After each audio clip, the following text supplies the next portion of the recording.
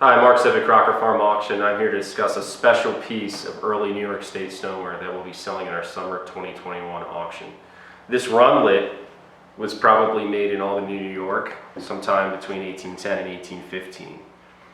And we believe it's an Albany product based on the color, the lightly glazed surface, and most importantly, the incised designs we feel have a strong link to the Albany stoneware tradition, primarily the pottery of Paul Cushman. Paul Cushman is probably the most well-known Albany stoneware maker, and he was a pottery owner, not a potter himself, but on a number of his pieces, a special, we'll say a select group of his pieces, there are interesting, whimsical incised designs of people and animals. And this example we see here features an owl with raised wing and a fish. And this owl, particularly its face, that circular face with the large pointed ears, simplistic eyes and nose, very stylized, simple rendering of the bird, is closely related to the face on the owl on a great water cooler signed by Paul Cushman that's in the collection of the Albany Institute of Art. Also in that collection is the fantastic cat churning butter and fish nursing on a cow churn. And the cat churning butter, again, it has that simple circular face with triangular ears coming up out of the top. There's another Cushman jar with an incised decoration of, I believe it's a cat, and a bird is perched on its tail. Again, very simplistic incising in the representation of the animal's face.